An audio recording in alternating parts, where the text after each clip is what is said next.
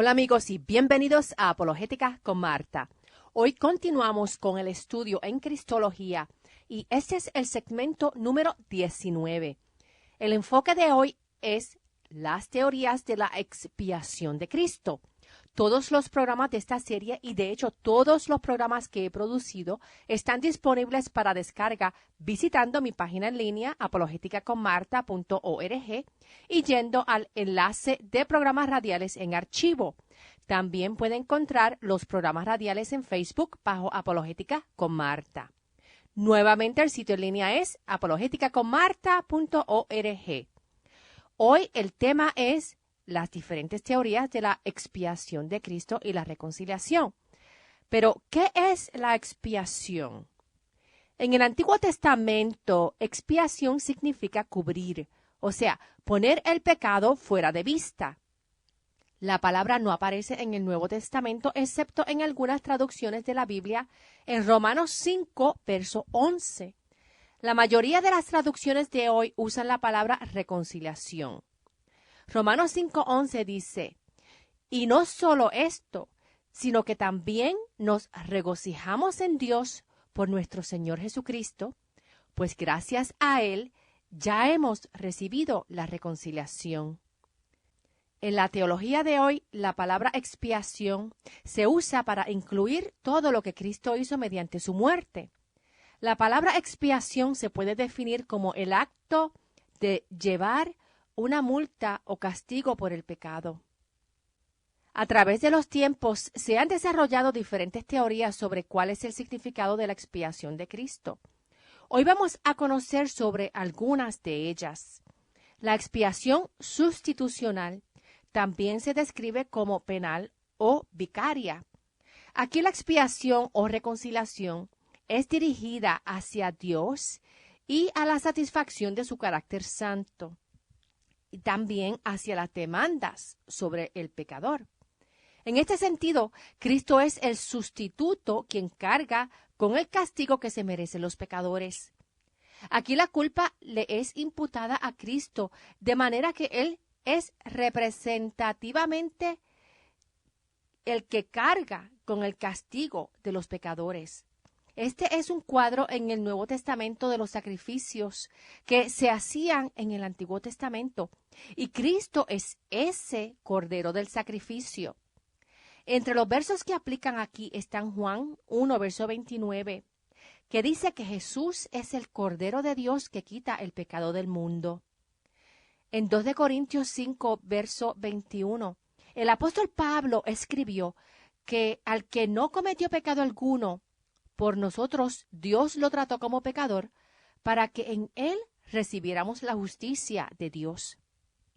En Gálatas 3, verso 13, dice que Cristo nos rescató de la maldición de la ley al hacerse maldición por nosotros, pues está escrito, maldito todo el que es colgado de un madero. En Hebreos 9, verso 28, el autor escribió que también Cristo fue ofrecido en sacrificio una sola vez para quitar los pecados del mundo, y aparecerá por segunda vez, ya no para cargar con pecado alguno, sino para traer salvación a quienes lo esperan. Y en 1 de Pedro 2, verso 24 también dice, Él mismo, en su cuerpo, llevó al madero nuestros pecados, para que muramos al pecado y vivamos para la justicia. Por sus heridas ustedes han sido sanados. Otra teoría sobre la expiación de Cristo es la de ser un pago a Satanás. Esta teoría fue promovida por Origen, por San Agustín y por otros padres de la Iglesia de los primeros siglos.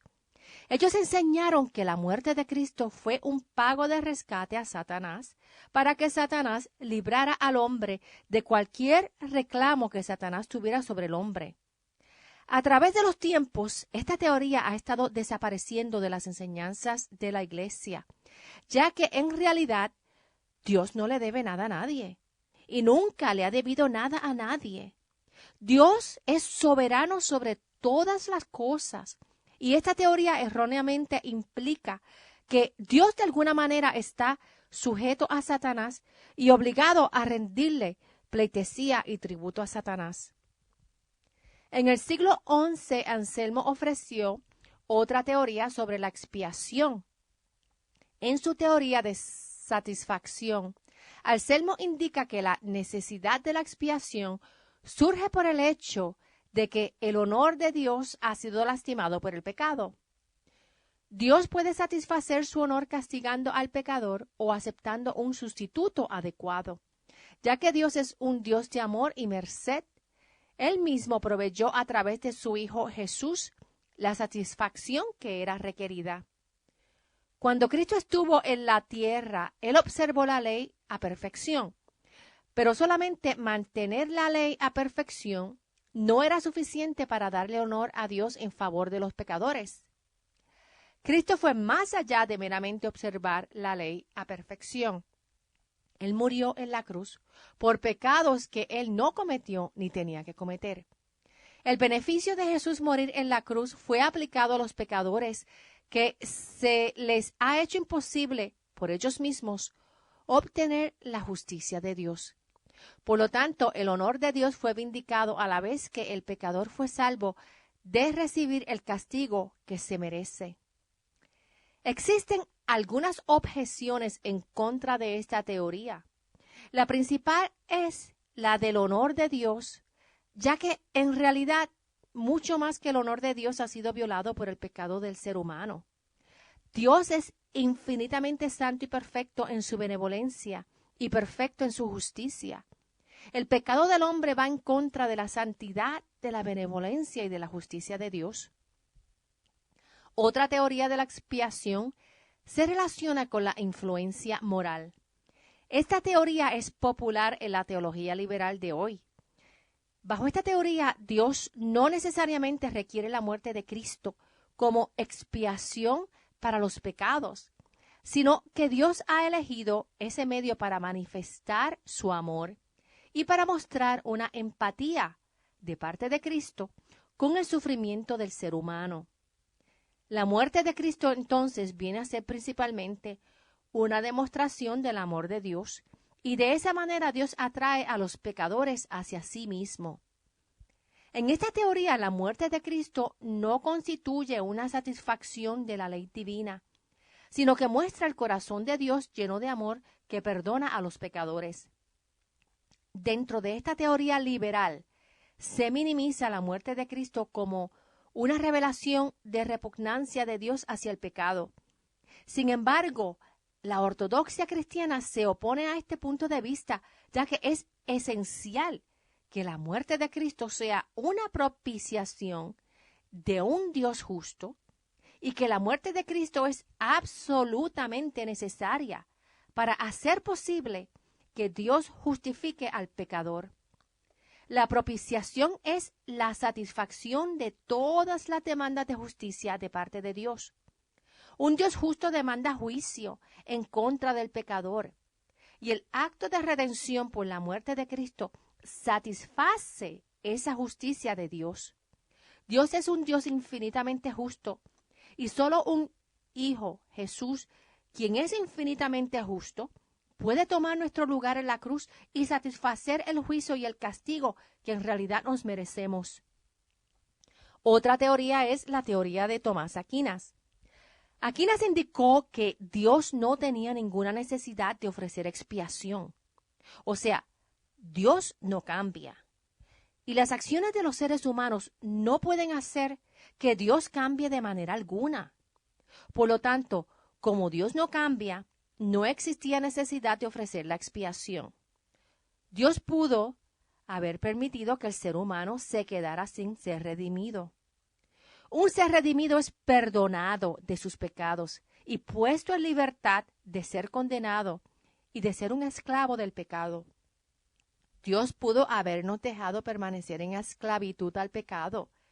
Sin embargo, Dios eligió libremente enviar a su Hijo Jesús. En Juan 3, versos 16 al 17, dice que porque tanto amó Dios al mundo, que dio a su Hijo unigénito, para que todo el que cree en Él no se pierda, sino que tenga la vida eterna. Dios no envió a su Hijo al mundo para condenar al mundo, sino para salvarlo por medio de Él. Otra teoría sobre la expiación es la teoría del ejemplo.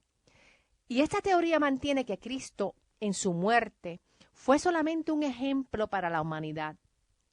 Esta teoría niega toda la justicia de Dios, la cual necesita ser satisfecha. Por lo tanto, la muerte de Cristo no fue una expiación para el pecado, sino que es simplemente una revelación divina que muestra la obediencia de Cristo en morir en la cruz. Esta teoría niega las doctrinas esenciales bíblicas sobre la expiación y es el fundamento de otras herejías que se han desarrollado y levantado dentro de la iglesia. Un ejemplo es la iglesia unitaria, que afirma la habilidad del ser humano y se opone a la doctrina de la depravación del ser humano.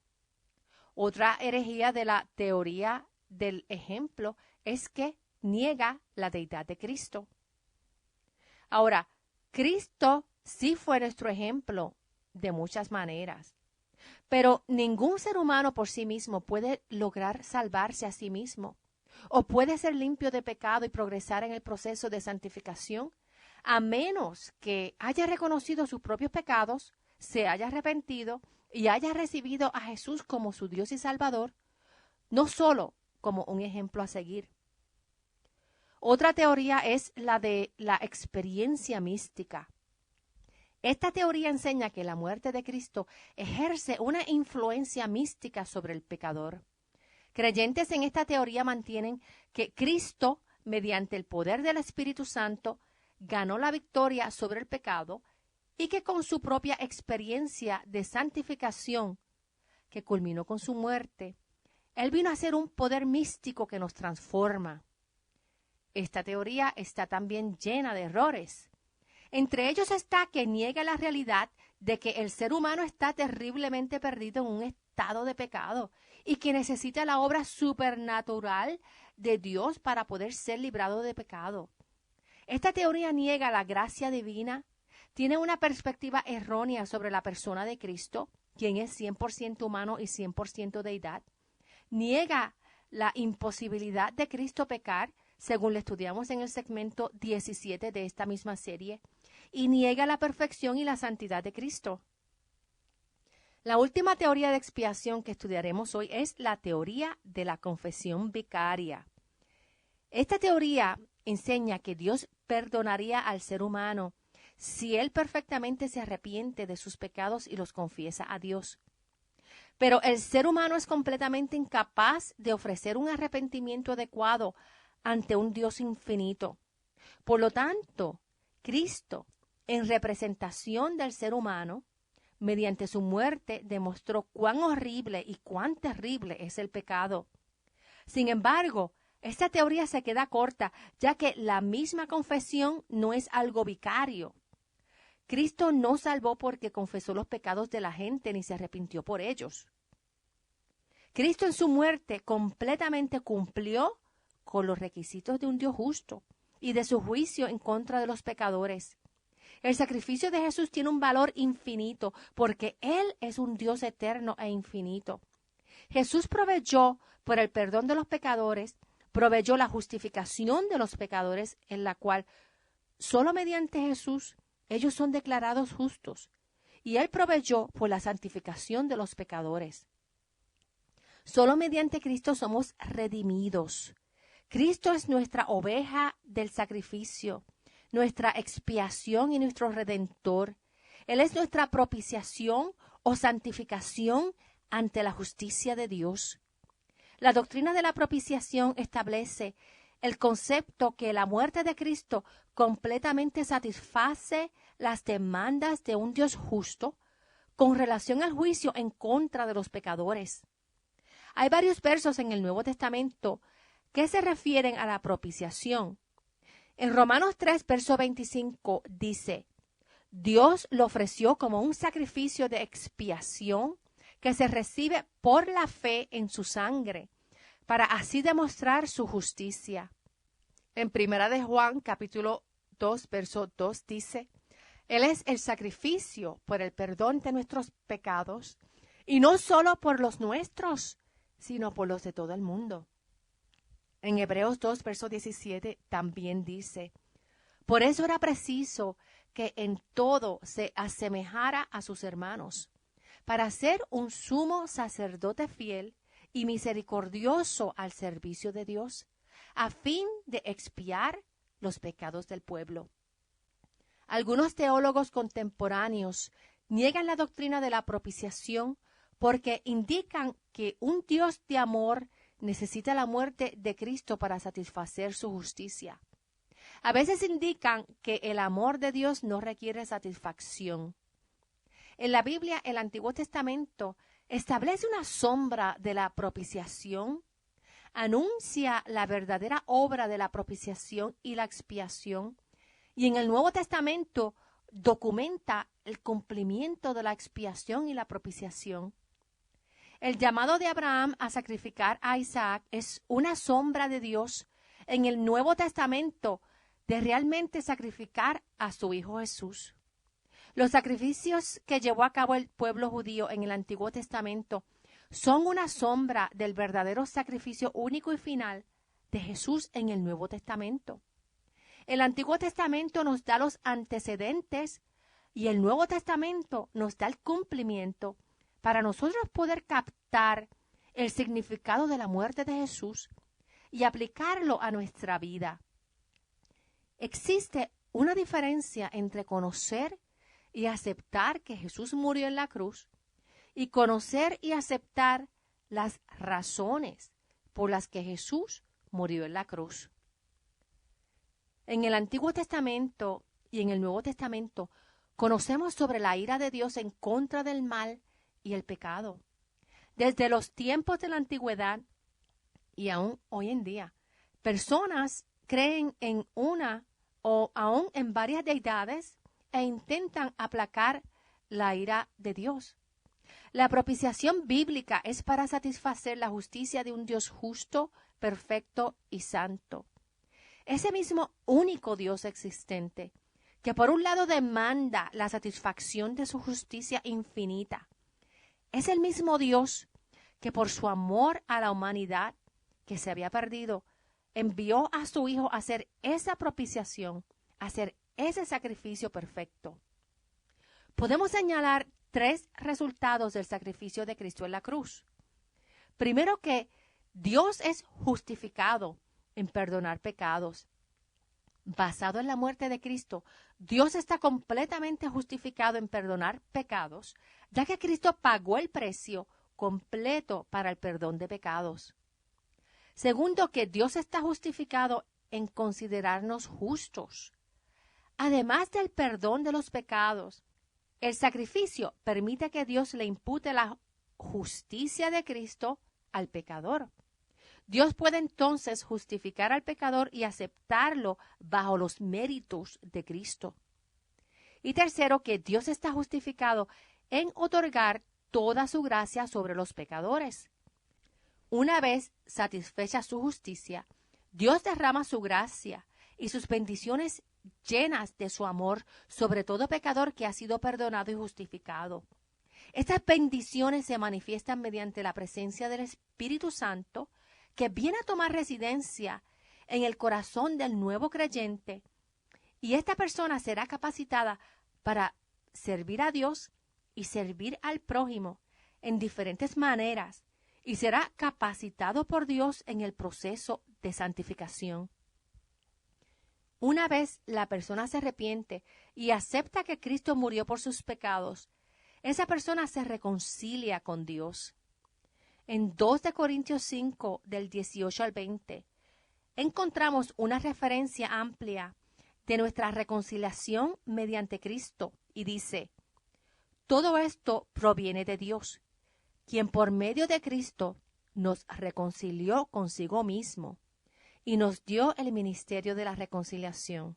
Esto es, que en Cristo Dios estaba reconciliando al mundo consigo mismo, no tomándole en cuenta sus pecados y encargándonos a nosotros el mensaje de la reconciliación. Así que somos embajadores de Cristo, como si Dios los exhortara a ustedes por medio de nosotros. En nombre de Cristo les rogamos que se reconcilien con Dios. una vez esa persona es reconciliada con Dios mediante Cristo, primero que la persona es sellada con el Espíritu Santo. La persona forma parte de la Iglesia Universal y del cuerpo de Cristo. Segundo, es que la persona es regenerada y viene a ser una nueva creación y ha recibido la vida eterna de Dios. De la misma manera que Adán recibió vida luego que Dios respiró vida en su cuerpo cuando lo creó, de la misma manera el Espíritu Santo entra en el cuerpo del nuevo creyente en el momento de la salvación. Ahora el creyente es una criatura espiritualmente viva, con una nueva naturaleza y un nuevo destino eterno. Tercero, que mediante la justificación, ahora el creyente ha sido declarado justo ante Dios, cubierto por la justicia de Cristo y es aceptado como perfecto ante la presencia de Dios. Cuarto, que esta nueva posición en Cristo y su justificación le asegura al creyente una posición de santificación, separado como un hijo o una hija del Santo Dios Padre. Quinto, que en esta nueva posición, el creyente puede tener una comunión íntima con el Dios triuno mediante el Espíritu Santo, y su carácter comienza a ser transformado según el carácter de Dios. El creyente comienza a experimentar a Dios de una nueva manera cuando comienza a conocer los atributos de Dios, que entre ellos incluyen su amor infinito, su omnipotencia, su omnisciencia y su omnipresencia. En esta nueva relación y comunión con Dios, el creyente comienza a conocer la voluntad de Dios y los planes que Dios tiene para su vida. Sexto, que la santificación final es asegurada en Cristo. Y séptimo, que el estado final de la reconciliación es esa glorificación ante la presencia de Dios, en que se elimina toda evidencia y todo rastro de pecado, que es destruido para siempre. El creyente estará en perfecta y en completa santidad ante Dios, compartiendo la gloria de Cristo en el reino de los cielos y eventualmente en la tierra, que también será restaurada con toda su gloria, según profetizado en el libro de Apocalipsis. En 2 de Tesalonicenses 2, verso 14 dice: para esto Dios los llamó por nuestro evangelio, a fin de que tengan parte en la gloria de nuestro Señor Jesucristo. Solamente en Cristo tenemos la esperanza de compartir en la gloria de Dios. Este es el segmento 19 sobre nuestro estudio en Cristología. En el próximo episodio estudiaremos Cristo en su resurrección. Te invito a que visites mi página en Facebook, Apologética con Marta, y la página en línea apologeticaconmarta.org, en donde puedes encontrar todos los programas radiales en archivo, incluyendo los podcasts de esta serie, tanto por fecha de transmisión como por tema. Allí también vas a encontrar libros recomendados en la apologética cristiana y enlaces de otras organizaciones dedicadas a equipar a adultos y a estudiantes en el conocimiento de Dios mediante la apologética cristiana. Nuevamente el enlace es apologeticaconmarta.org. Y si tienen alguna pregunta o comentario, me pueden llamar al 404-483-4132. Es 404-483-4132. Que Dios los bendiga y hasta el próximo programa. Chao.